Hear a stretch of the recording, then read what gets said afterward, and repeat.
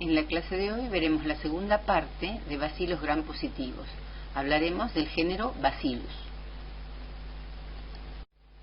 Se describirán las características del género Bacillus y hablaremos especialmente de dos especies, Bacillus anthracis y Bacillus cereus. El género Bacillus está integrado por bacilos gram positivos, aerobios y anaerobios facultativos, formadores de esporas. Tienen capacidad de degradar sustratos derivados de las plantas, como almidón, celulosa, pectinas, y esto explica que el mayor reservorio del género Bacillus sean los suelos. Como dijimos antes, el principal reservorio del género Bacillus es el suelo.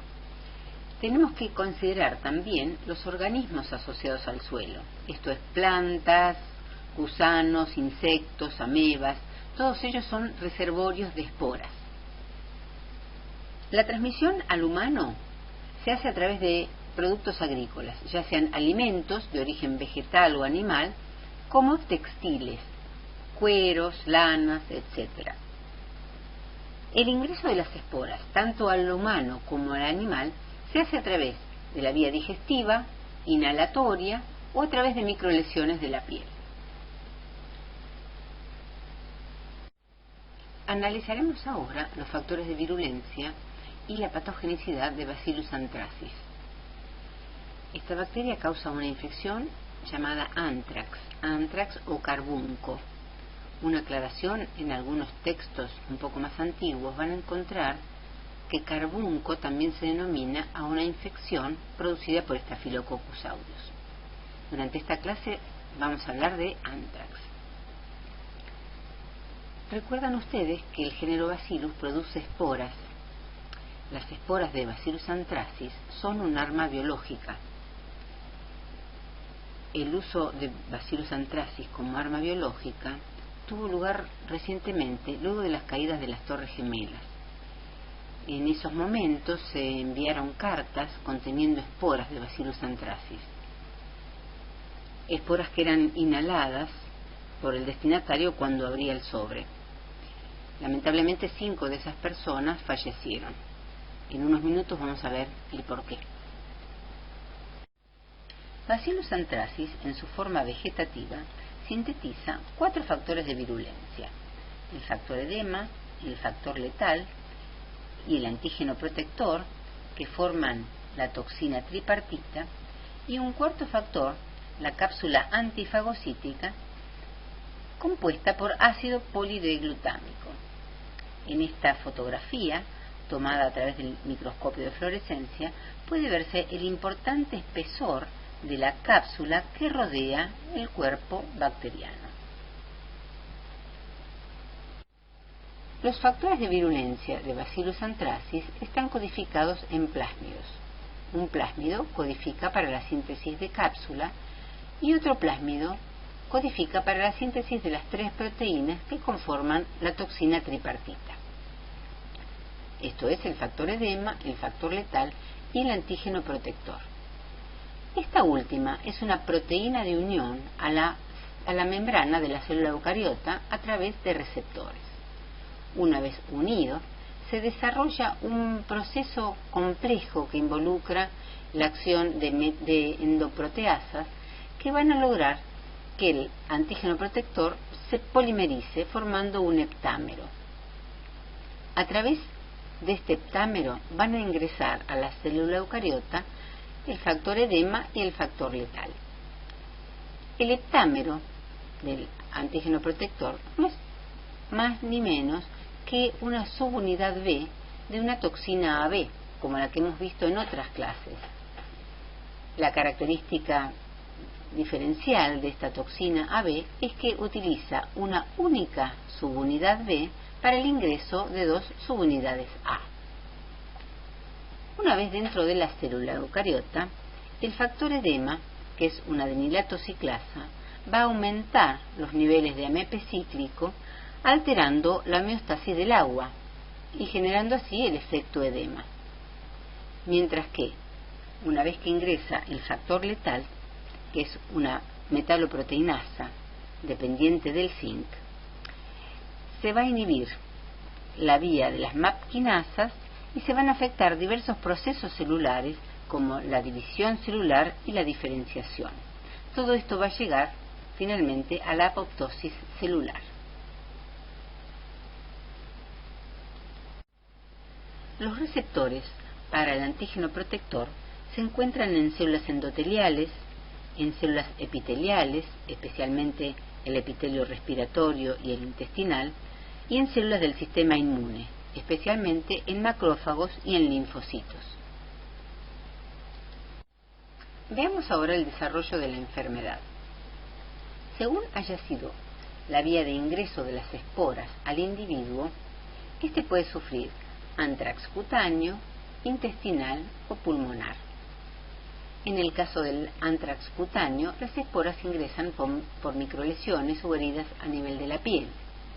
En este caso, la germinación de las esporas y el crecimiento bacteriano es limitado y puede producirse edema local y lesiones necróticas, esto a causa de las toxinas de Bacillus anthracis. En el caso del antrax intestinal, el individuo ingiere las esporas. Estas germinan en el tracto intestinal.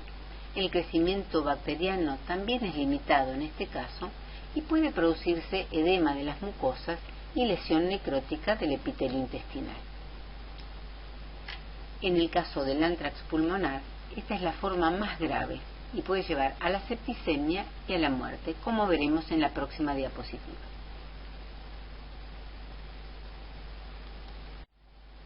¿Qué ocurre cuando un individuo inhala esporas de Bacillus anthracis? Este puede ser el caso de un trabajador rural o de una víctima de bioterrorismo. Las esporas de Bacillus anthracis alcanzan el pulmón y son fagocitadas por el macrófago alveolar.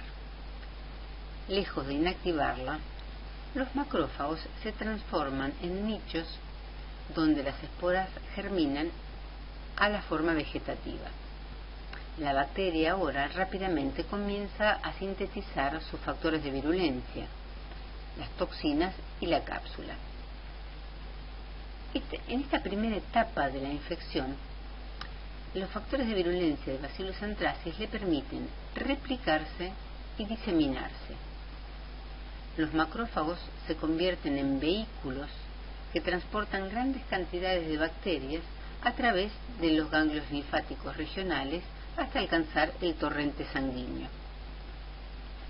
Las bacterias liberadas de los macrófagos cuando estos entran en apoptosis no pueden ser fagocitados por otros macrófagos u otros fagocitos por la presencia de cápsula.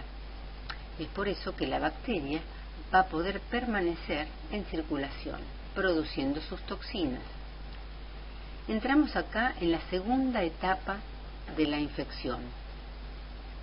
En esta etapa, las toxinas y las bacterias alcanzan distintos órganos y afectan, por ejemplo, la barrera hematoencefálica, produciendo meningitis, afecta el endotelio, produciendo hemorragias en distintos órganos y causando shock, y afecta también el epitelio pulmonar, causando el edema.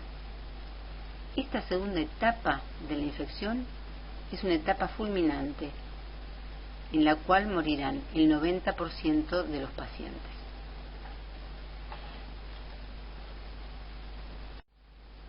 Analizaremos ahora las características de Bacillus cereus, que debe su nombre al aspecto de cera que desarrollan las colonias en agar sangre.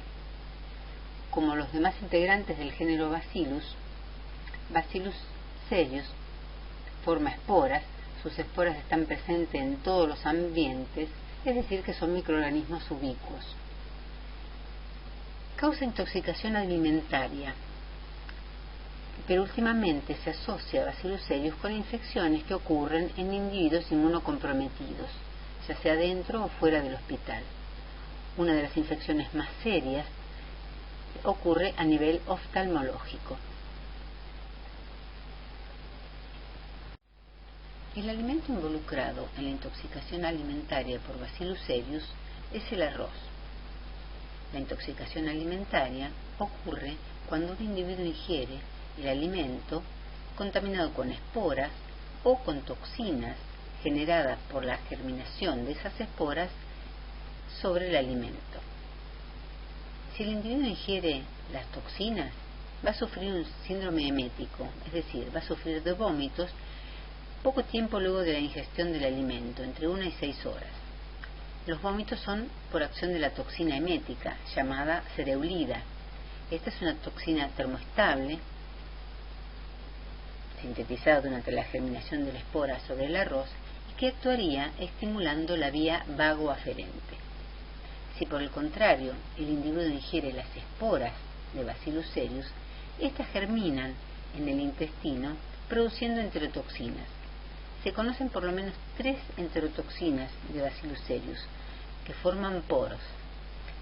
Estas enzimas actuarían afectando el enterocito y produciendo la diarrea por falla en la reabsorción de agua.